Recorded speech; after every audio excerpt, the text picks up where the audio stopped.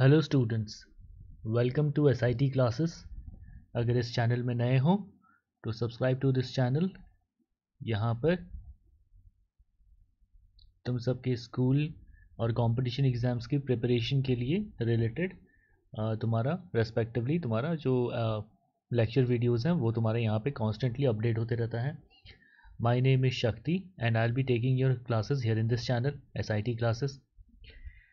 ये एनटीएससी का master course है, लेक्चर नंबर 12 है ये, जहाँ पर हम केमिस्ट्री का ये चैप्टर देखेंगे, केमिकल रिएक्शंस एंड इक्वेशंस। ये इस लेक्चर का यूनिट नंबर 1 है, केमिकल रिएक्शंस एंड इक्वेशंस का। तो ये तुम्हारा एनटीएससी मास्टर कोर्स का लेक्चर नंबर 12 है।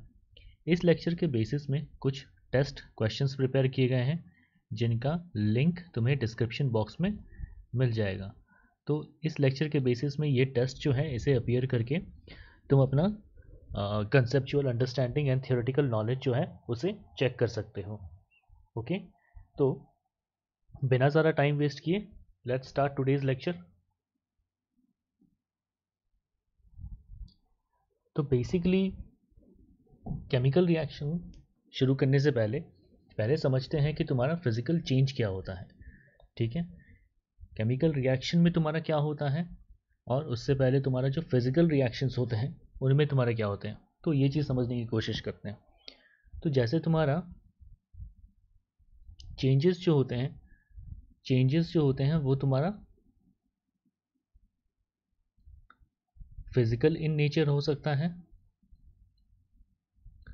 फिजिकल इन नेचर ये ऐसे चेंजेस हो सकते हैं, या फिर जो चेंजेस हैं वो तुम्हारा केमिकल इन नेचर हो सकता है।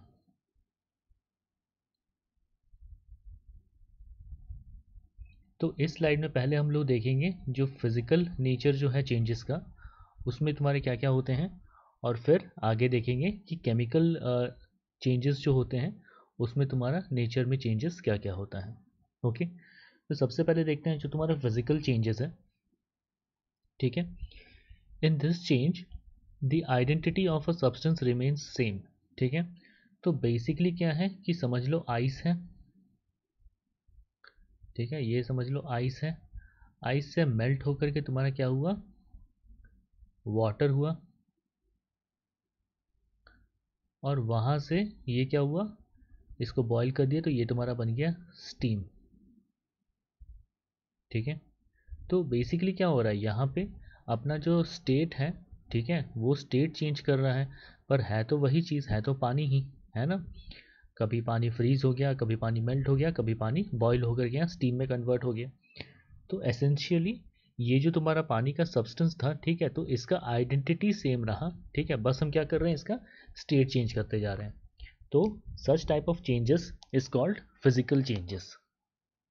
ठीक है, for example water changes to steam on boiling point but no new substance is formed. ठीक है, ऐसा नहीं कि पानी से तुम्हारा कुछ और बन गया, पानी से तुम्हारा आयरन बन गया, ऐसा ऐसा तो नहीं हो रहा ना। पानी पानी ही है, आइस में भी, इसमें भी पानी ही था, इधर ही पानी, इधर ही पानी है। तो बेसिकली फिजिकल अपीयरेंस चेंज हो रहा है। ठीक है, तो such type of changes is understood to be as physical changes.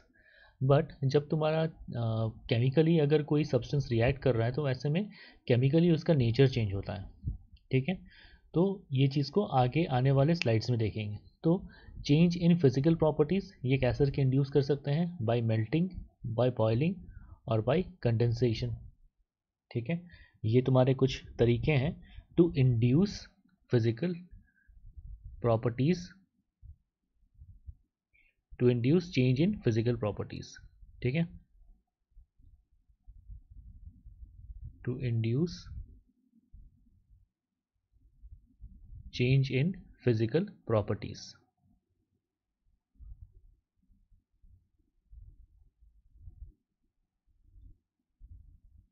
Okay, now chemical reactions। अब यहाँ पे देखते हैं तुम्हारे chemical reactions।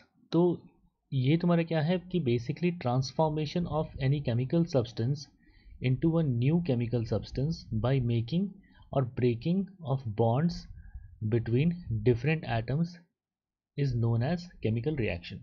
ठीक है, तो बेसिकली यहाँ पे क्या है, ट्रांसफॉर्मेशन ऑफ सब्सटेंस हो रहा है।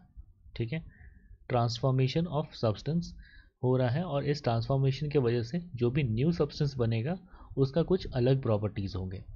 ठीक है, जैसे फॉर एग्जांपल अगर समझें कि किचन में जैसे खाना बनता है, ठीक है, हम ए मिलाएं प्लस बी मिलाएं और उससे मेरा कुछ डिफरेंट बना, जो कि तुम्हारा जिसको हम खा रहे हैं सिंपली। ठीक है, तो बेसिकली समझ लो कि तुम्हारा ये, मान लो तुम्हारा आटा है और इसमें पानी मिला दिए और उसको फिर प्रोसेस करके यहाँ पे रोटी बना दिए। ठीक है, तो आटा और पानी से मिल करके तुम्हारा रोटी बना। ठीक है, पर उसके लिए एक डेफिनेट प्रोसेस हुआ। पर रोटी जो है इसको हम खा सकते हैं, पर कच्चा आटा को तो नहीं खा सकते। ठीक है, तो हम देख सकते हैं कि यहाँ पे ट्रांसफॉर्मेशन ऑफ सब्सटेंस हो रहा है। ठीक है, हम देख सकते हैं यहाँ पे क्या हो रहा है, ट्रांसफॉर्मेशन ऑफ सब्सटेंस हो रहा है। ठीक है, तो इस ट्रांसफॉर्मेशन, ये जो है ये तुम्हारा कैरेक्टरिस्टिक्स है किस चीज़ का, केमिकल रिएक्शन का। ठीक है, और ये जो न्यू सब्सटेंस बन रहा है जनरली इन सब के प्रॉपर्टीज जो होते हैं वो मतलब अलग होते हैं। ठीक है, so basically when a chemical reaction takes place, ठीक है, the following factors denote that a chemical reaction has taken place. ठीक है, और मतलब ऐसे कुछ फैक्टर्स हैं जिनके बेसिस पे हम समझ सकते हैं कि केमिकल रिएक्शन हुआ है कि नहीं। ठीक है, तो वो क्या क्या फैक्टर्स हैं, जैसे देखो, change in colour of substance, evolution of heat, absorption of heat, evolution of gas और evolution of light। ठीक है, तो ये तुम्हारे कुछ कुछ फैक्टर्स हैं, इसको यहाँ पे बुलेट पॉइंट्स में लिख दिया गया, change in state, change in colour, evolution of gas, change in temperature, ये तुम्हारे कुछ कुछ फैक्टर्स हैं। ठीक है, these are certain factors, these are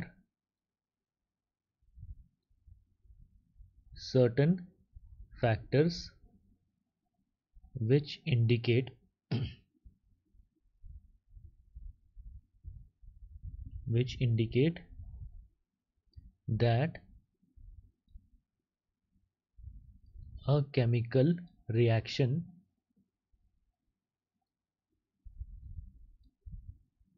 has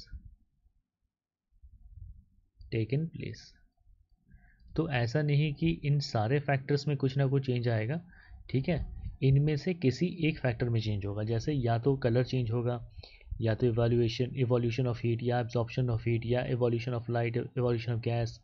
ठीक है, या चेंज इन टेम्परेचर, या तो इनमें से एक या फिर मोर देन वन फैक्टर्स में चेंज। ठीक है, एक्सक्यूज मी, या तो एक, या तो either one of these factors और more than one of these factors में कुछ चेंज आना चाहिए। ठीक है, ईदर वन और more than one factors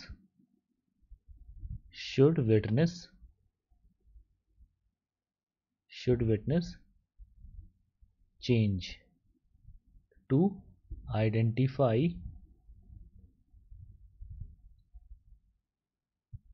a given reaction as chemical reaction।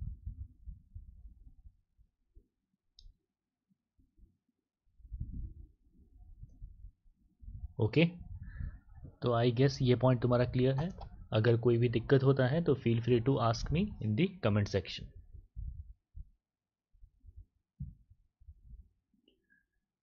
Now, in chemical reaction, new substance is formed which is completely different in properties from the original substance। ठीक है, तो ये तुम्हारा एक क्रूशियल पॉइंट है कि chemical reaction में क्या हो रहा है, ट्रांसफॉर्मेशन होता है और उस ट्रांसफॉर्मेशन की वजह से न्यू सब्सटेंस बनता है। ठीक है, तो basically in a chemical reaction क्या होता है, ट्रांसफॉर्मेशन ऑफ सब्सटेंस होता है, ट्रांसफॉर्मेशन ऑफ सब्सटेंस होता है, और इस ट्रांसफॉर्मेशन की वजह से तुम्हारा क्या होता है, न्यू सब्सटेंस बनता है, न्यू सब्सटेंस इज फॉर्म्ड। ठीक है, जिनके प्रॉपर्टीज़ जो हैं वो जनरली ओरिजिनल से डिफरेंट होता है। New substance is formed of different properties.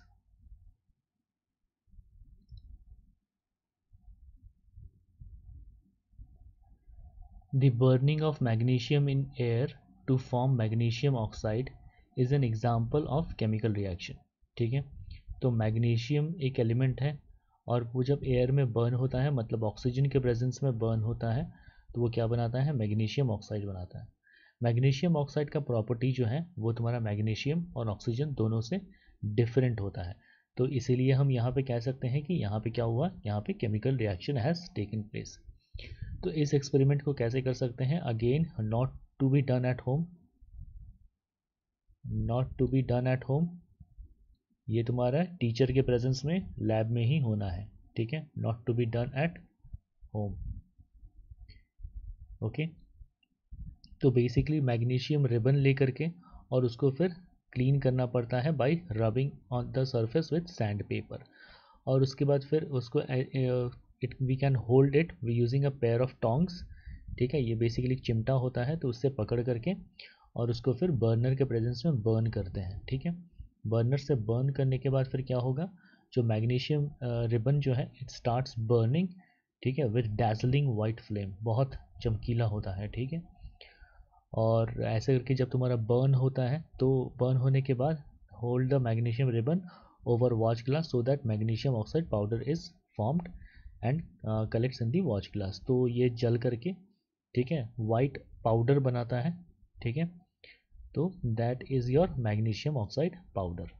Okay, and again once again this experiment has do not do this experiment in home. It such type of experiment should only be done in laboratory in the presence of your teacher.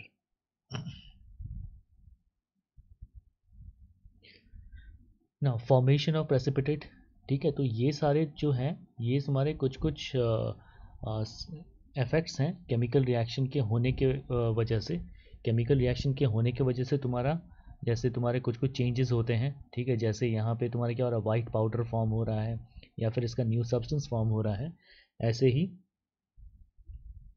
ठीक है, तुम्हारा क्या होता है, कभी कभी in a chemical reaction a new precipitate is formed. ठीक है, तो देखो some chemical reactions are characterised by the formation of precipitate. अब प्रेसिपिटेट क्या है, precipitate is a solid product which separates out from the solution during a chemical reaction। ठीक है, मतलब एक सोल्यूशन है, सोल्यूशन में केमिकल रिएक्शन हो रहा है। सोल्यूशन मतलब क्या, पानी में सब घुला हुआ है। ठीक है, लिक्विड में सब घुला हुआ है, और अचानक से केमिकल रिएक्शन होने के बाद, ठीक है, नीचे में कुछ सब्सटेंस जमा हुआ दिखे। ठीक है, तो ये तुम्हारा क्या हो गया, this is called a precipitate. Okay, so precipitate is a solid product which separates out from the solution during a chemical reaction। अब इसका एग्जांपल देखो। ठीक है, the chemical reaction between potassium iodide and lead nitrate is characterized by the formation of yellow precipitate। और वो yellow precipitate क्या है, lead iodide. ठीक है, नाउ अब ये एक्सपेरिमेंट कैसे करना है, again not to be done at home, not to be done at home. ठीक है, such type of experiment should only be done in laboratory in the presence of your teacher. तो take some lead nitrate solution in a test tube. ठीक है, और उसमें क्या है, कुछ पोटेशियम आयोडाइड ऐड कर देंगे। ठीक है, add some potassium iodide to it, a yellow precipitate of lead is formed at once. ठीक है, तुरंत ही तुम्हारा yellow precipitate of lead iodide is formed. ठीक है, a change in colour also takes place in chemical reaction. तो change in colour हुआ, तो इससे हम समझ सकते हैं कि तुम्हारा क्या हुआ, chemical reaction did take place, और तुम्हारा प्रेसिपिटेट भी फॉर्म हो रहा है, जिसके वजह से हम कंफर्म कर सकते हैं that chemical reaction did take place, chemical reaction did happen. और जो तुम्हारा येलो प्रेसिपिटेट बन रहा है लेड आयोडाइड का, इसके प्रॉपर्टीज़ भी डिफरेंट है from the properties of lead and तुम्हारा पोटेशियम आयोडाइड। ओके,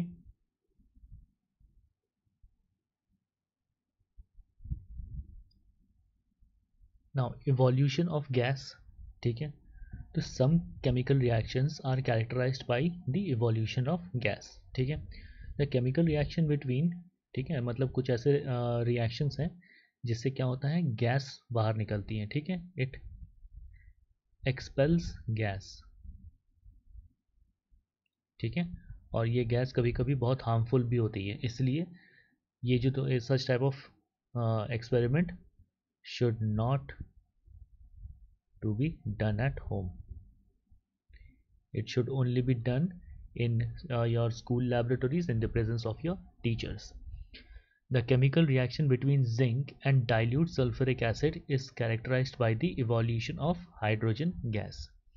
इसको कैसे करना है, take some zinc granules in a conical flask, add dilute sulfuric acid over zinc granules, और थोड़े टाइम बाद you will see bubbles of hydrogen gas being formed around the zinc granules, ठीक है। If we touch the conical flask with our hand we will find it is somewhat hot, ठीक है। तो ये जो bubbles form हो रहे हैं, bubbles are formed due to the production of hydrogen gas.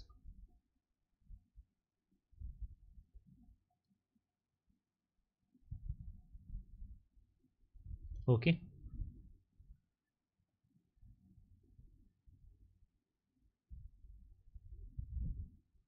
अब कुछ केमिकल रिएक्शन में क्या होता है, कुछ केमिकल रिएक्शंस में तुम्हारा चेंज इन कलर भी देखा जाता है, जैसे some chemical reactions are characterised by change in colour, for example, ठीक है, जैसे ये एक्सपेरिमेंट, ठीक है, not to be done at home, it should be done in school laboratories in the presence of your teacher.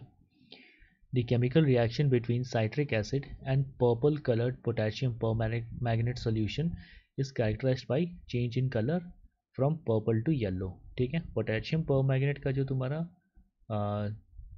जो colour है, its colour is purple, ठीक है, पर्पल। और तुम्हारा जब साइट्रिक एसिड पोटेशियम परमैंगनेट में देते हैं तो इसका कलर चेंज होता है from purple to colourless, from purple to colourless, okay. तो ऐसे करके हम देख सकते हैं कि तुम्हारा चेंजेस इन कलर भी तुम्हारा केमिकल रिएक्शन में देखा जाता है, ठीक है। ज़रूरी नहीं कि हर रिएक्शन में हो, पर it is one of the factors which govern that chemical reaction has taken place, okay. Now change in temperature, ठीक है, some chemical reactions are characterised by change in temperature, ठीक है, बाय चेंज इन टेम्परेचर, जैसे the chemical reaction between quick lime and water to form slaked lime is characterised by change in temperature, जैसे चूना को अगर पानी में डाल देंगे, है ना, जो चौक होता है चूना, ठीक है, चूना को अगर पानी में डाल देंगे तो तुम्हारा बहुत ज़्यादा हीट निकलता है जिसकी वजह से टेम्परेचर चेंज हो जाता है, ओके। तो ये भी तुम्हारा वन ऑफ द फैक्टर्स हैं which governs that chemical reaction has taken place. Now change in state, some chemical reactions are characterised by change in state, ठीक है, जैसे कि तुम्हारा जब तुम्हारा वैक्स इज बर्न्ड, जैसे वैक्स कैंडल जो होता है, जो मोमबत्ती होता है, वैक्स कैंडल, ठीक है, when wax candle is burned, ठीक है, तो तुम्हारा क्या होता है, then water and carbon dioxide is formed, ठीक है, वाटर और कार्बन डाइऑक्साइड फॉर्म होता है, पानी बनता है, इसीलिए तुम्हारा जो मोमबत्ती जो जल रहा होता है जिस जगह, ठीक है, इस जगह ऐसे जल रहा होता है, तो यहाँ पे देखना हल्का हल्का पानी, मतलब लिक्विड लिक्विड दिखता है, ठीक है। Then water and carbon dioxide are formed, now wax is a liquid whereas carbon dioxide is gas. This means that during the combustion of reaction of wax, the physical state from solid to liquid and gas takes place, ठीक है। तो हम देख सकते हैं तुम्हारा क्या हो रहा है, वैक्स कैंडल जो है वो तुम्हारा बर्न होकर के तुम्हारा क्या दे रहा है, वाटर दे रहा है, प्लस गैस दे रहा है, गैस कौन सा, कार्बन डाइऑक्साइड, ठीक है। तो हम देख सकते हैं कि एक लिक्विड है दूसरा गैस है, तो हम देख सकते हैं कि change in state is taking place. Okay,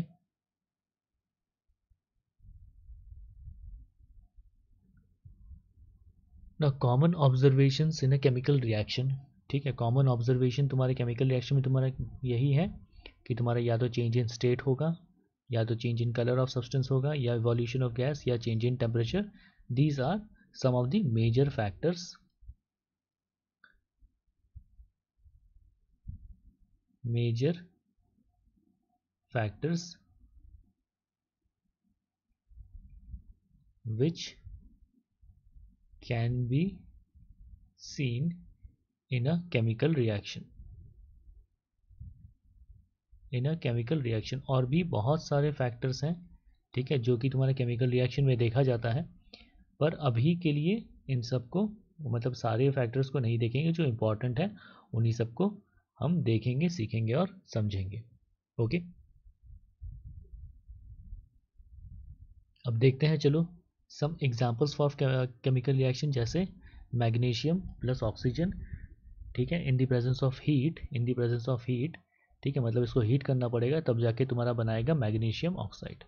once again this is SIT classes and my name is Shakti and do subscribe to this channel for awesome new educational content.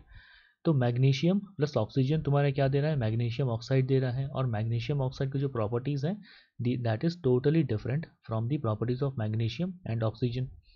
ऐसे ही पोटेशियम आयोडाइड प्लस लेड मिलकर के तुम्हारा lead iodide बनाता है, जो कि तुम्हारा yellow precipitate है।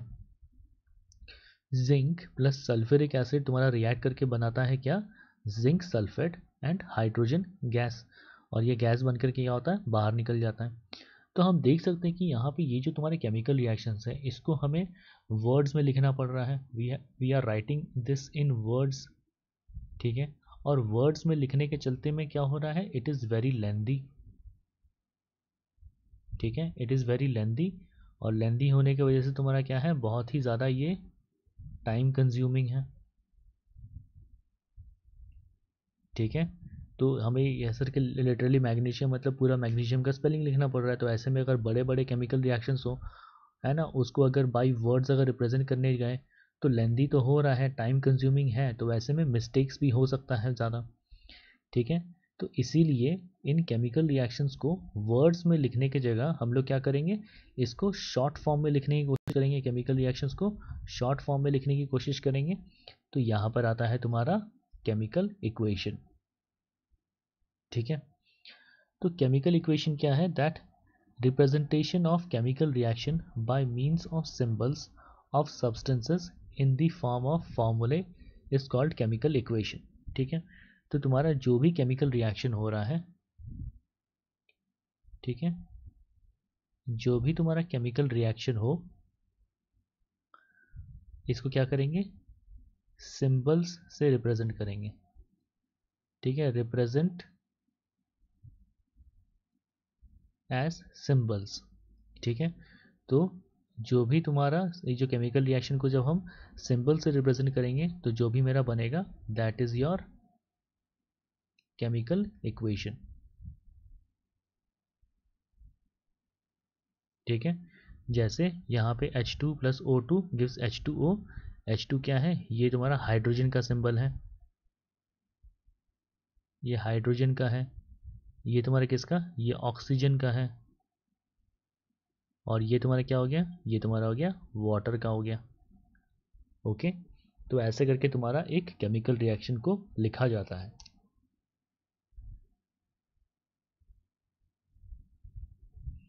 तो बेसिकली देखो, एक केमिकल इक्वेशन में क्या क्या चीज़ नेसेसरी है, ठीक है। एक केमिकल इक्वेशन में नेसेसरी है रिएक्टेंट का होना, प्रोडक्ट का होना, ठीक है। अब रिएक्टेंट क्या है, substances which take part in a chemical reaction are called reactants, ठीक है। जैसे कि केमिकल रिएक्शन देखो तुम्हारा क्या था, H2 प्लस O2, ठीक है, गिव्स H2O, ठीक है। तो यहाँ पे हाइड्रोजन और ऑक्सीजन मिल करके पानी बना रहा है, मतलब ये वाटर बना रहा है, तो ये तुम्हारे क्या हो गए, ये हो गए तुम्हारे reactants, substances which take part in chemical reaction are called reactants. ठीक है, प्रोडक्ट तुम्हारा क्या हो गया, new substance formed after a chemical reaction is called product. तो मतलब ये देखो, ये जो न्यू सब्सटेंस फॉर्म हो गया जिसका प्रॉपर्टी हाइड्रोजन और ऑक्सीजन से अलग है, तो ये तुम्हारा हो गया product. New substance formed after a chemical reaction is called product. ठीक है, तो when hydrogen reacts with oxygen it gives water, this reaction is represented by the form of chemical equation. तुम्हारा ये तुम्हारा केमिकल इक्वेशन के form में इसको लिखा गया यहाँ पे। ठीक है, और यहाँ पर हम देख सकते हैं कि तुम्हारा हाइड्रोजन ऑक्सीजन क्या है, hydrogen and oxygen are reactants, और वाटर क्या है, वाटर इज द प्रोडक्ट। ठीक है, तो देख सकते हैं कि पहला इक्वेशन में क्या है, we have written it in the form of words, और इसी का तुम्हारा सिंबल फॉर्म में ये यहाँ पे लिखा गया है। तो ये सिंबल फॉर्म में लिखा गया है, तो this is the chemical equation, chemical equation. Okay, और इसको सिंबल्स के फॉर्म में इसलिए लिखा गया है फॉर कन्वीनियंस। ठीक है, फॉर कन्वीनियंस इसको सिंबल्स के फॉर्म में लिखा गया है।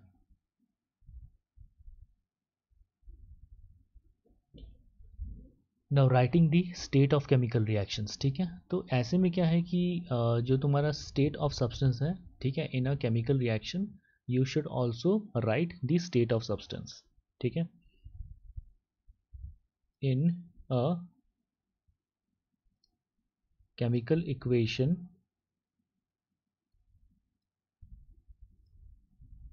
the state of reactants and products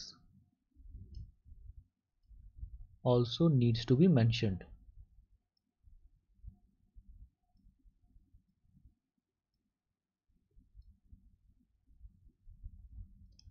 ठीक है, और इसको कैसे मेंशन करना है कि अगर देखो गैसियस स्टेट में अगर कुछ मिल रहा है तो उसको सिंबल G से रिप्रेजेंट करना है, अगर कोई लिक्विड स्टेट में है तो उसको L, स्मॉल l से रिप्रेजेंट करना है, अगर कोई सॉलिड स्टेट में है तो उसको स्मॉल s से रिप्रेजेंट करना है, अगर किसी का एक्वस सोल्यूशन है तो उसको AQ से रिप्रेजेंट करना है, स्मॉल AQ। ठीक है, अंडर कोटेशन।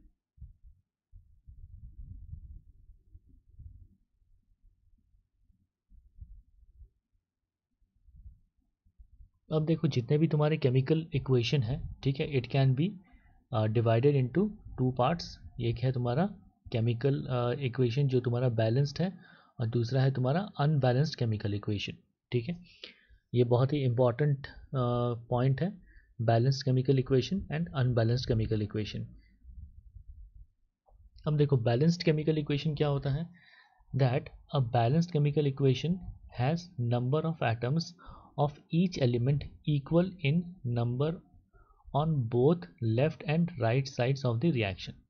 तो मतलब क्या है कि नंबर ऑफ एटम्स जितना लेफ्ट साइड में हो रिएक्शन के, number of atoms in left side is equal to number of atoms in right side। ठीक है, तो number of atoms in left side is equal to number of atoms in right side. ठीक है, अगर ये तुम्हारा satisfy कर रहा है, ठीक है, तो तुम्हारा इसको बोलेंगे क्या, बैलेंस्ड केमिकल रिएक्शन। ठीक है, बैलेंस्ड केमिकल इक्वेशन। जैसे zinc plus H2SO4 gives ZnSO4। ठीक है, जिंक सल्फेट। तो हम देख सकते हैं कि लेफ्ट हैंड साइड में देखो जिंक कितना प्रेजेंट है, एक एटम प्रेजेंट है। देखो ऐसे ही राइट हैंड साइड में देखो जिंक कितना प्रेजेंट है, एक प्रेजेंट है। ऐसे देखो सल्फर कितना है, लेफ्ट साइड में एक है, राइट साइड में देखो सल्फर एक है। ऑक्सीजन देखो यहाँ पे 4 है, तो देखो ऑक्सीजन यहाँ भी 4 है। हाइड्रोजन देखो यहाँ पे 2 है, तो यहाँ पर भी हाइड्रोजन 2 है। तो यहाँ पे लेफ्ट साइड में जितने भी नंबर ऑफ एटम्स हैं, राइट साइड में भी उतने ही नंबर ऑफ एटम्स है। तो ये तुम्हारा क्या हो गया, this is a balanced chemical reaction.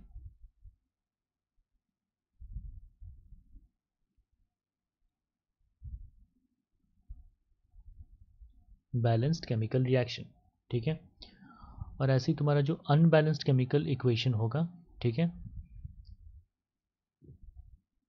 Chemical equation. ठीक है, अनबैलेंस्ड केमिकल इक्वेशन जो होगा उसमें तुम्हारा क्या है, that unbalanced chemical equation has number of atoms of each element unequal in number on both left and right sides of the reaction.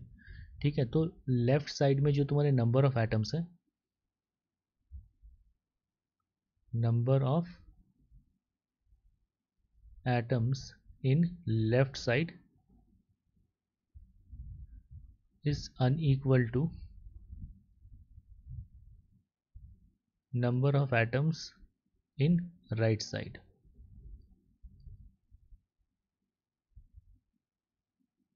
ठीक है, number of atoms in left side is unequal to number of atoms in right side. जैसे देखो यहाँ पे left side में देखो iron कितना है, 1 है, और यहाँ पे देखो आयरन कितना है, 3 है। तो देख सकते हैं यहाँ पे लेफ्ट साइड और राइट साइड में तुम्हारा क्या है, अनइक्वल नंबर्स है। ये तुम्हारा क्या हो गया, this is a example for unbalanced chemical equation.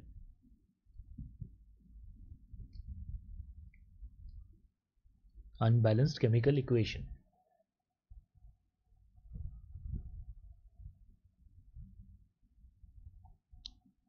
ऐसे ही देखते हैं तुम्हारा टाइप्स ऑफ केमिकल रिएक्शन। ठीक है, तो टाइप्स ऑफ केमिकल रिएक्शन में पहला देखते हैं तुम्हारा कॉम्बिनेशन रिएक्शन। ठीक है, फिर देखते हैं डिकम्पोजिशन रिएक्शन, फिर displacement reaction and finally double displacement reaction. ठीक है, तो कॉम्बिनेशन रिएक्शन में तुम्हारा क्या होता है कि बेसिकली जब दो एलिमेंट, व्हेन टू एलिमेंट्स और one element and one compound और two compounds combine to give one single product. ठीक है, तो बेसिकली क्या है, कॉम्बिनेशन रिएक्शन हमेशा याद रखो ए प्लस बी, ठीक है, ये मिल करके कुछ एक नया प्रोडक्ट बनाएगा सी। ठीक है ना, टू डिफरेंट एलिमेंट्स और टू डिफरेंट कंपाउंड्स, ठीक है, या फिर two different elements and compounds react to form a new compound. ठीक है, ये तुम्हारा कहलाएगा कॉम्बिनेशन रिएक्शन। ठीक है, two different element combine to form new product.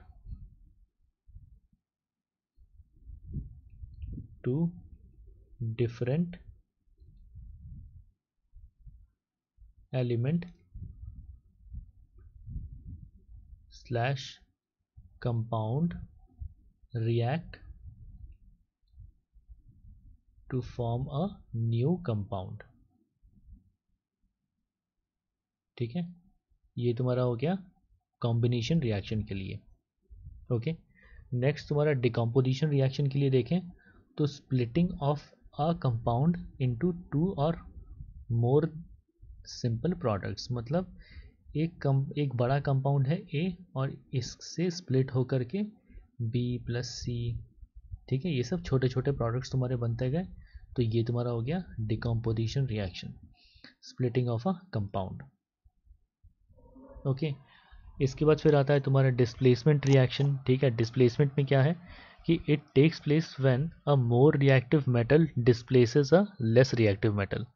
मतलब समझ लो अगर कोई कंपाउंड है A B plus C X, ठीक है, तो अगर मान लो ए जो है, if A is more reactive than C, if A is more reactive than C, तो क्या करेगा, ए सी को हटा करके सी का जगह ले लेगा।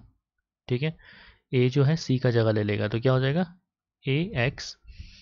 ठीक है, और उसके बाद फिर देखो सी तो हट गया और यहाँ पे बी भी लोनली है, तो क्या हो जाएगा सी बी, ये बन जाएगा।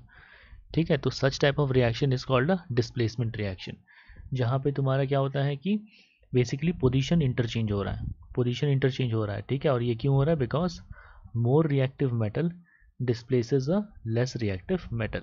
ये इसके पीछे का मेन रीज़न है होने का।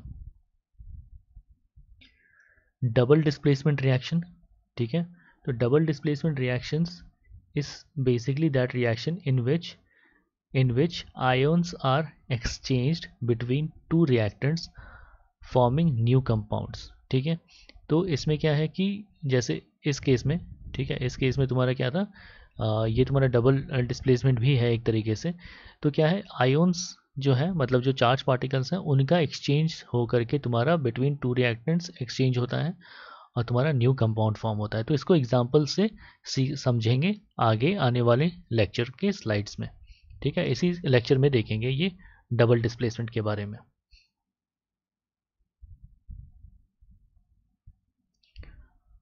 और भी कुछ कुछ है, जैसे तुम्हारा प्रेसिपिटेशन। प्रेसिपिटेशन में तुम्हारा क्या होता है, जैसे इनसॉल्युबल कंपाउंड फॉर्म होता है। जो केमिकल रिएक्शंस हैं, ठीक है, उसमें तुम्हारा एक्सोथर्मिक रिएक्शंस भी होते हैं। एक्सोथर्मिक रिएक्शंस वो रिएक्शन होते हैं जिनमें तुम्हारा विच प्रोड्यूसेस एनर्जी, ठीक है, मतलब हीट निकलता है इसमें से, ठीक है। It it gives off heat, it gives off heat. ये तुम्हारा हो गया एक्सोथर्मिक। फिर तुम्हारा हो गया एंडोथर्मिक। इसमें तुम्हारा क्या है, इट एब्जॉर्ब्स एनर्जी, मतलब ये क्या करता है, एब्जॉर्ब्स हीट, ठीक है। तो यहाँ पे ये क्या, एक्सोथर्मिक में it is giving of heat, तो इससे क्या हो जाता है, इससे तुम्हारा हॉट हो जाता है। और उसका फिर एंडोथर्मिक में क्या होता है, इट एब्जॉर्ब्स हीट, तो इसके वजह से तुम्हारा क्या हो जाता है, कोल्ड हो जाता है, ठीक है ना। इसके बाद फिर तुम्हारा ऑक्सीडेशन रिएक्शन, ठीक है, ऑक्सीडेशन रिएक्शन। तो ऑक्सीडेशन में तुम्हारा क्या होता है, सिंपली गेन ऑफ ऑक्सीजन, ठीक है, गेन ऑफ ऑक्सीजन और रिमूवल ऑफ हाइड्रोजन, ठीक है, that is called oxidation reaction, ठीक है। और उसके बाद फिर रिडक्शन में तुम्हारा क्या होता है, एडिशन ऑफ हाइड्रोजन और removal of oxygen, that is your reduction reaction, ठीक है। ये तुम्हारे डिफरेंट टाइप ऑफ रिएक्शन है। और रेडॉक्स रिएक्शन वो होते हैं जिनमें ऑक्सीडेशन और रिडक्शन दोनों हो रहा है, ठीक है, मतलब एडिशन ऑफ ऑक्सीजन भी हो रहा है, ठीक है, और एडिशन ऑफ हाइड्रोजन भी हो रहा है, ठीक है। फॉर एग्जांपल जैसे NaOH प्लस HCl, ठीक है, that is equal to NaCl plus H2O। तो देख सकते हैं कि यहाँ से तुम्हारा क्या हो रहा है, देखो हाइड्रोजन ऐड भी हो रहा है, यहाँ पे एक हाइड्रोजन है और यहाँ पे दो हाइड्रोजन है, तो हाइड्रोजन ऐड भी हुआ है, ठीक है। तो और उसके बाद फिर देखो यहाँ से तुम्हारा NaOH से लेकर के NaCl, यहाँ पे तुम्हारा क्या हो रहा है, यहाँ पे देखो ऑक्सीजन रिमूव भी हुआ है, ठीक है। और यहाँ पे देखो HCl, यहाँ पे ऑक्सीजन था नहीं, HCl में तुम्हारा क्या हो रहा है, ऑक्सीजन इसमें ऐड हो रहा है, तो ऑक्सीडेशन भी हो रहा है और रिडक्शन भी हो रहा है, ठीक है।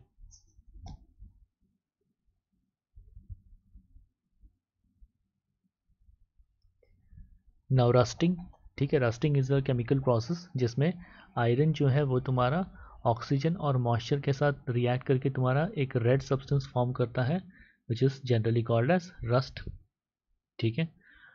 और इसके बाद फिर तुम्हारा आता है रैंसिडिटी, ठीक है। जो फूड प्रोडक्ट्स में जो ऑयल्स होते हैं या फिर फैट्स होते हैं, दे गेट ऑक्सीडाइज्ड, ठीक है, उनमें ऑक्सीजन ऐड हो जाता है because of its exposure to air, जिसके वजह से जो भी तुम्हारा फूड प्रोडक्ट्स हैं उसमें खराब गंध आने लगता है या फिर उसका स्वाद या फिर उसका टेस्ट खराब हो जाता है, तो that is because of rancidity.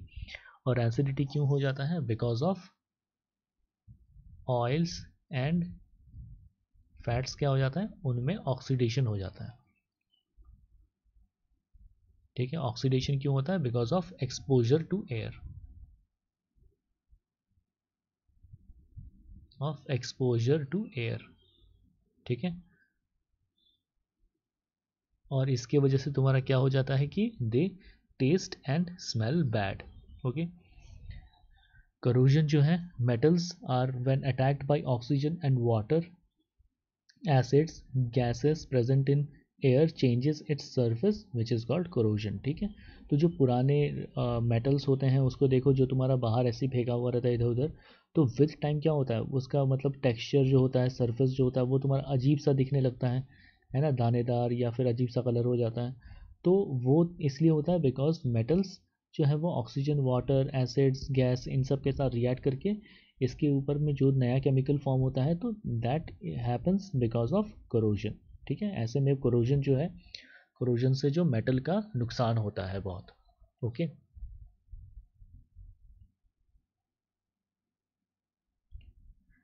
अभी आगे देखेंगे balancing of a chemical equation, ठीक है, किसी भी केमिकल इक्वेशन को बैलेंस कैसे करना है, ठीक है। और ये बहुत ही इम्पॉर्टेंट टॉपिक है, ठीक है। और ये तुम्हारा आगे चल करके भी बहुत यूज़ होने वाला है, ठीक है। तो इस टॉपिक को ध्यान से देखो और इसके रेस्पेक्टिव नोट्स भी बनाओ, ठीक है।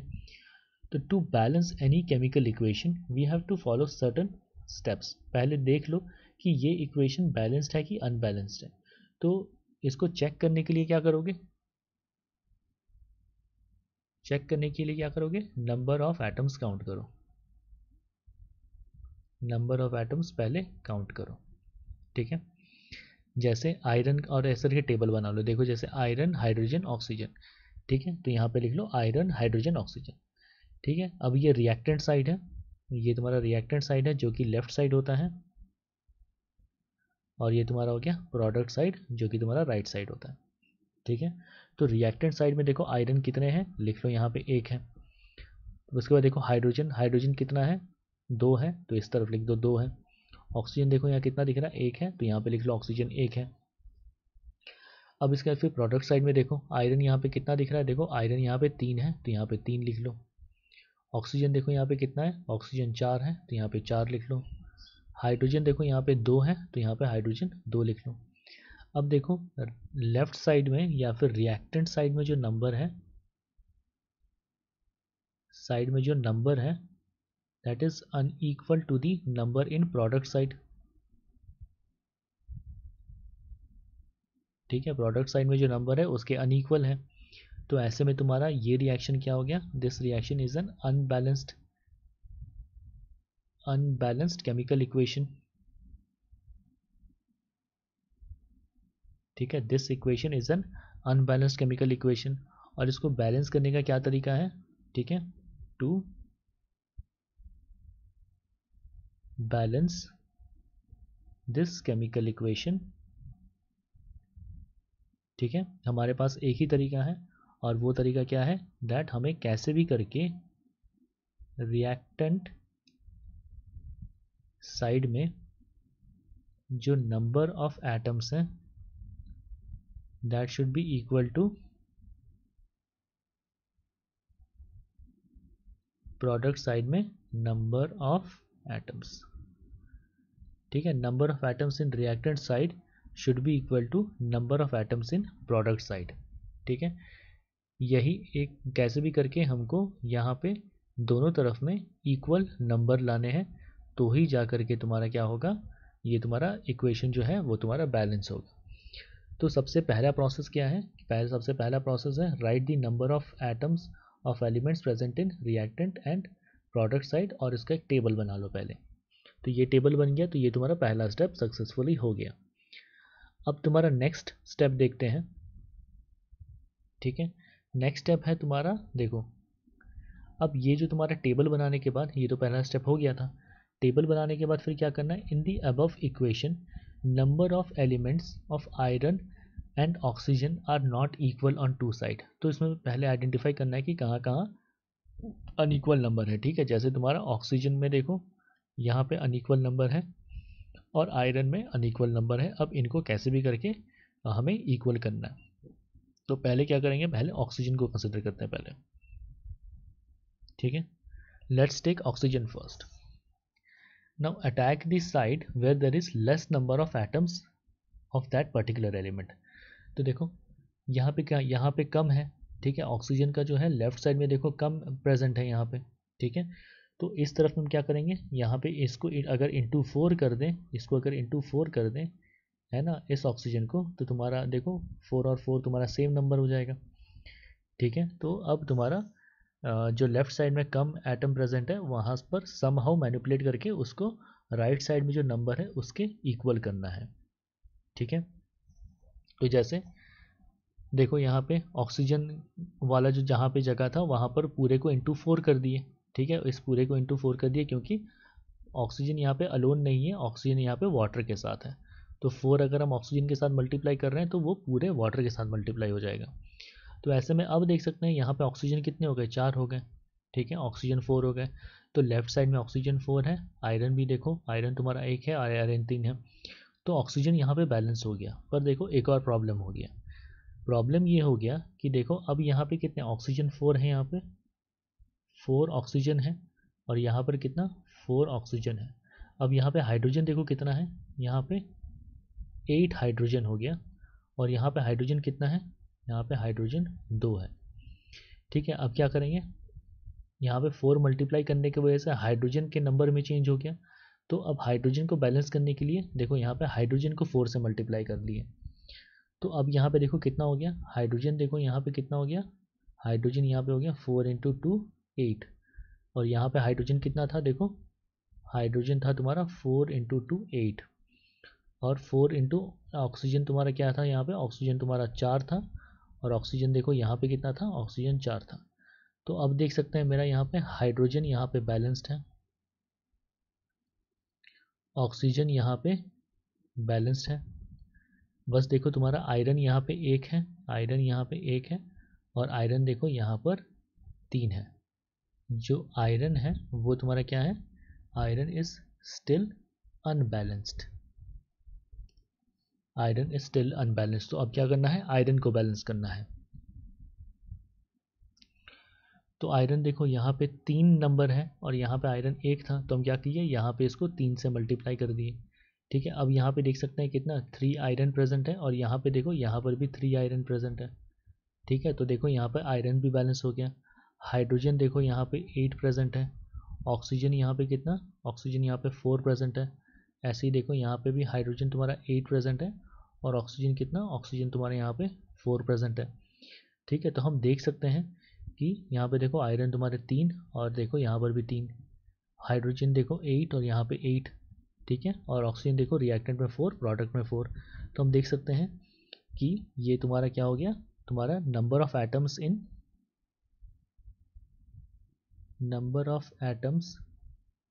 इन रिएक्टेंट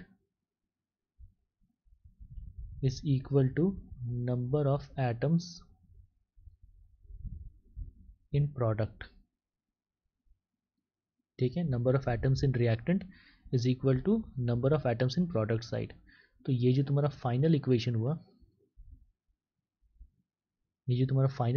हुआ, ठीक है, तो इसमें तुम्हारा क्या हो गया, this is a balanced chemical equation.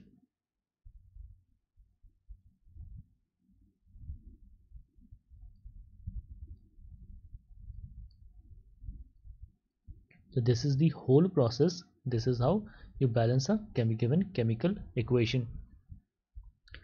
Once again, this is Shakti sir from SIT classes, and I take classes here in this channel and provide you academic guidance also. And do subscribe to my channel SIT classes, where I regularly post awesome educational videos. तो आगे देखते हैं, यहाँ पे इस reaction को balance करने की कोशिश करते हैं। ठीक है, यहाँ पे LHS में देखो तुम्हारा क्या है, LHS में तुम्हारा है हाइड्रोजन और ऑक्सीजन है, और राइट साइड में तुम्हारा प्रोडक्ट साइड में तुम्हारा क्या है, वाटर है। तो सबसे पहले देखो कि लेफ्ट साइड में तुम्हारा कितने नंबर ऑफ हाइड्रोजन एटम्स हैं, लेफ्ट साइड में तुम्हारा हाइड्रोजन एटम्स 2 हैं, ऑक्सीजन तुम्हारा कितने हैं, देखो 2 हैं। राइट साइड में देखो हाइड्रोजन कितना है, हाइड्रोजन तुम्हारा 2 है, ऑक्सीजन कितना है, 1 है। तो हमें क्या करना है, ऑक्सीजन में देखो अलग अलग नंबर है, तो समहाउ ऑक्सीजन पे हमें सेम नंबर ऑफ एटम्स लाना है। तो इसको देखो कैसे कर सकते हैं, ऑक्सीजन यहाँ पे 1 है, यहाँ पे 2 है, तो यहाँ पे इसको इसके बराबर करने की कोशिश करते हैं। तो कैसे करेंगे, H2 plus O2 is equal to 2H2O। ठीक है, अब देख सकते हैं कि 2 से मल्टीप्लाई कर दिए तो यहाँ पे 2 नंबर ऑफ ऑक्सीजन हो गया, यहाँ पे 2 नंबर ऑफ ऑक्सीजन है, पर यहाँ पे क्या हो गया, 4 नंबर ऑफ हाइड्रोजन हो गया। तो यहाँ पे 2 है, इसको बैलेंस करने के लिए क्या कर देंगे, 2 इधर मल्टीप्लाई कर देंगे। तो मेरा फाइनल इक्वेशन क्या हो जाएगा, balanced form 2H2 plus O2 will give you 2H2O. This is the balanced chemical equation.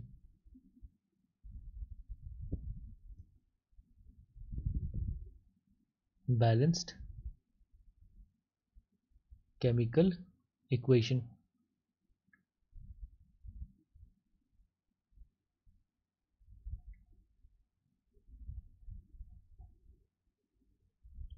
ठीक है, फिर नेक्स्ट देखते हैं तुम्हारा आयरन प्लस वाटर।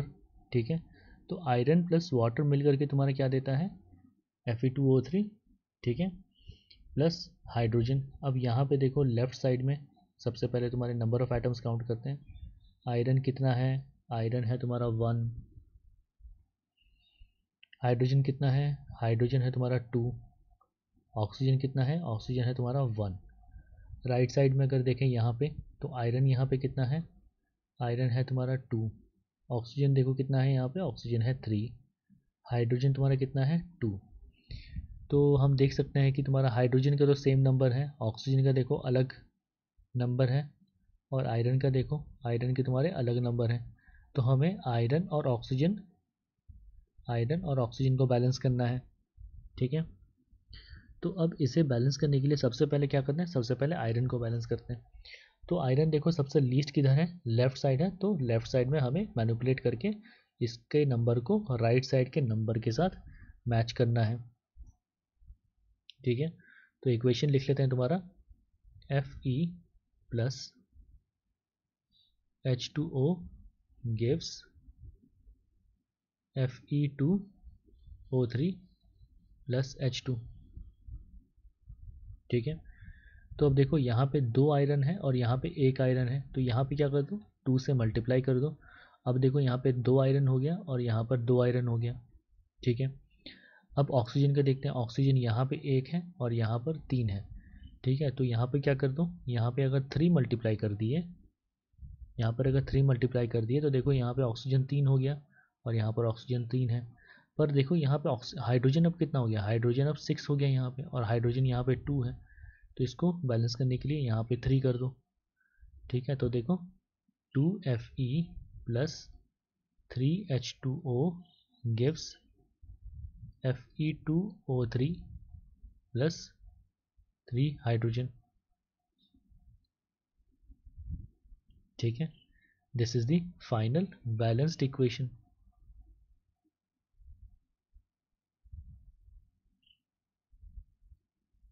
ठीक है। ऐसे करके केमिकल रिएक्शन जो है बैलेंस करना है।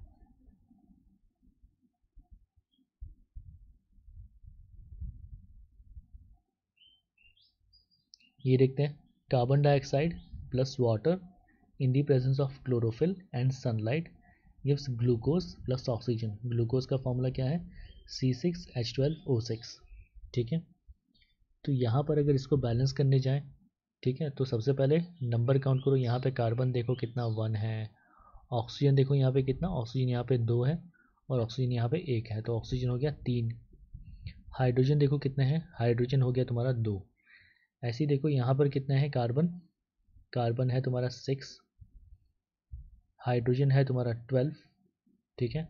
ऑक्सीजन देखो कितने हो गए, ऑक्सीजन है तुम्हारे 8, ठीक है।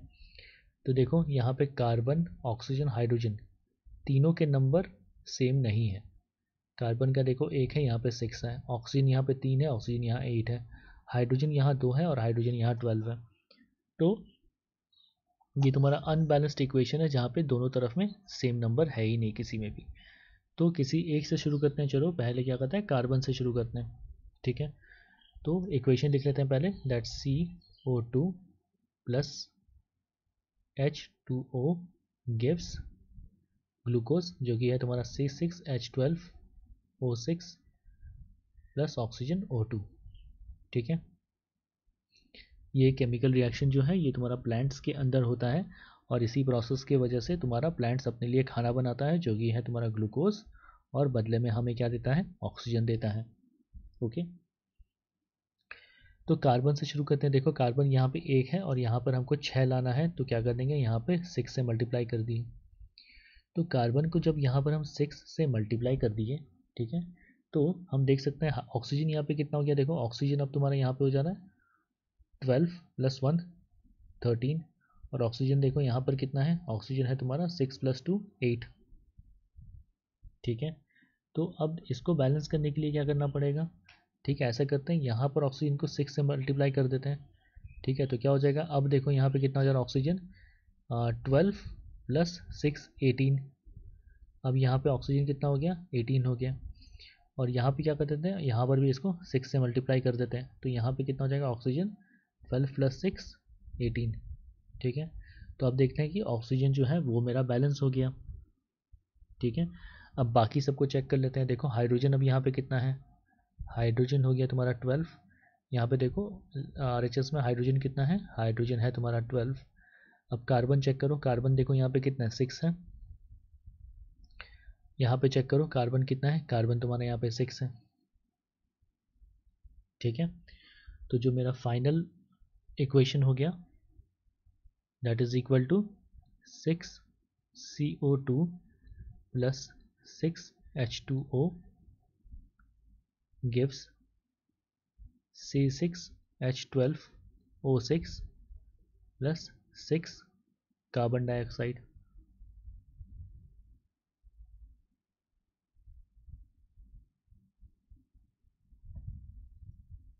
This is the balanced chemical equation.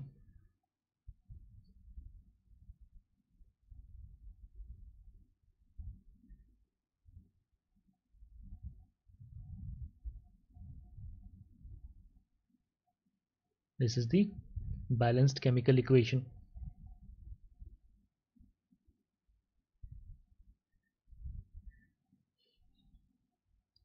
फिर देखते हैं तुम्हारा Fe2O3 plus carbon gives Fe plus carbon dioxide. Fe2O3 इसको बोलते हैं तुम्हारा ferric oxide. This reacts with carbon to give iron and carbon dioxide. ठीक है, तो यहाँ पर अब इसको बैलेंस करने के लिए सबसे पहले काउंट करते हैं कि तुम्हारा आयरन कितने प्रेजेंट है। तो यहाँ लेफ्ट साइड में देखो आयरन कितना प्रेजेंट है, आयरन तुम्हारे 2 प्रेजेंट है। ऑक्सीजन देखो कितना प्रेजेंट है, ऑक्सीजन तुम्हारा 3 प्रेजेंट है। कार्बन देखो कितना प्रेजेंट है, कार्बन तुम्हारा 1 प्रेजेंट है। अब प्रोडक्ट साइड में देखो, प्रोडक्ट साइड में देखो आयरन कितना प्रेजेंट है, आयरन जो है वो तुम्हारा 1 प्रेजेंट है। ऑक्सीजन देखो कितना प्रेजेंट है, ऑक्सीजन तुम्हारा 2 प्रेजेंट है। कार्बन देखो कितना प्रेजेंट है, कार्बन तुम्हारा 1 प्रेजेंट है। तो कार्बन तो तुम्हारा बैलेंस्ड है, पर तुम्हारा आयरन और ऑक्सीजन जो है इसमें तुम्हारे देखो अलग अलग नंबर हैं।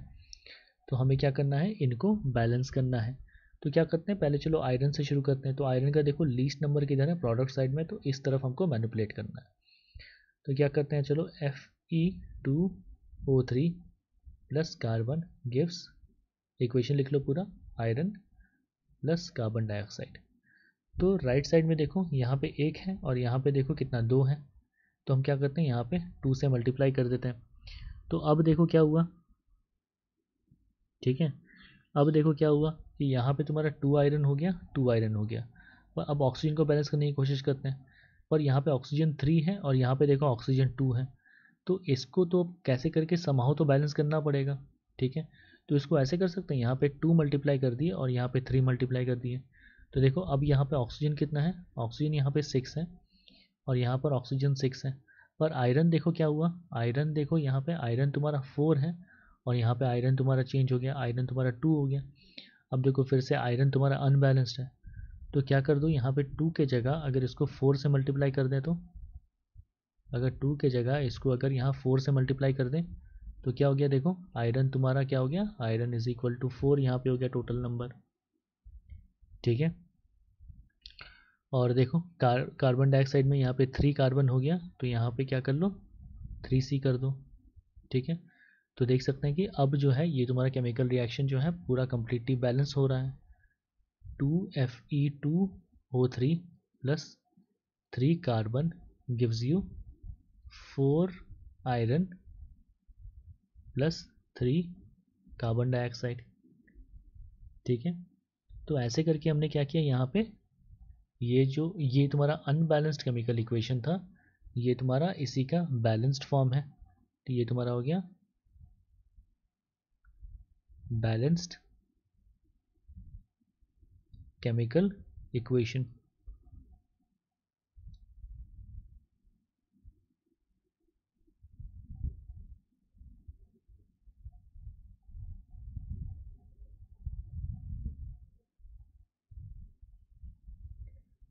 नाउ इस लेक्चर के बेसिस में कुछ टेस्ट्स अवेलेबल हैं जिसको वो जो टोटली फ्री है।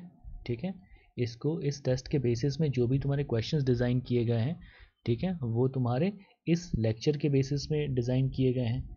ठीक है, इसी लेक्चर के बेसिस में डिज़ाइन किए गए हैं। तो इस टेस्ट को दे करके तुम अपना कंसेप्चुअल अंडरस्टैंडिंग जो है, कंसेप्चुअल अंडरस्टैंडिंग को चेक कर सकते हो कि तुम्हें कितना समझ में आया, कितना नहीं आया समझ में। और वंस अगेन कोई भी डाउट होता है, कोई भी डाउट होता है तो feel free to ask me in the comment section, I will definitely try to get back to your question. Okay, यहाँ पे जो है इस चैनल में तुम्हें फ्री में लेक्चर्स तो प्रोवाइड किए जा रहे हैं, फ्री में लेक्चर्स प्रोवाइड किए जा रहे हैं जैसे कि ये वीडियो देख रहे हो। ठीक है, और and as a plus, as a bonus, हम यहाँ पे फ्री में तुम्हें स्टडी मटेरियल्स भी प्रोवाइड कर रहे हैं।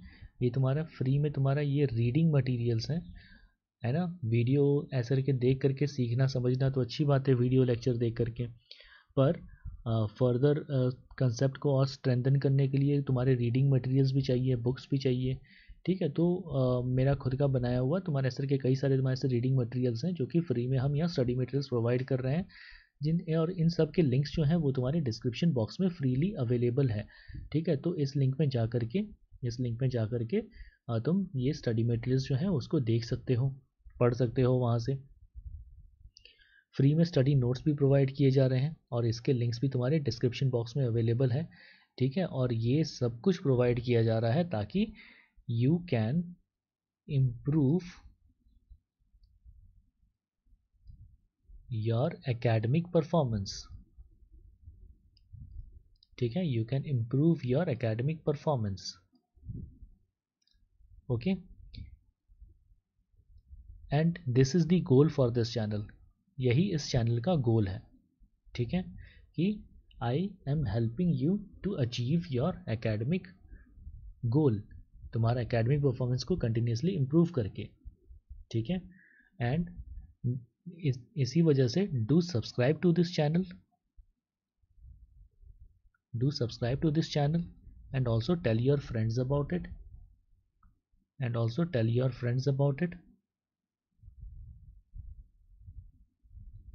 ठीक है। This is SIT classes and my name is Shakti. I have graduated from IIT Kharagpur. तो कंपटीशन एग्ज़ाम का प्रिपरेशन कैसे करते हैं ये मुझे अच्छे से पता है, क्योंकि look where I have studied from, okay.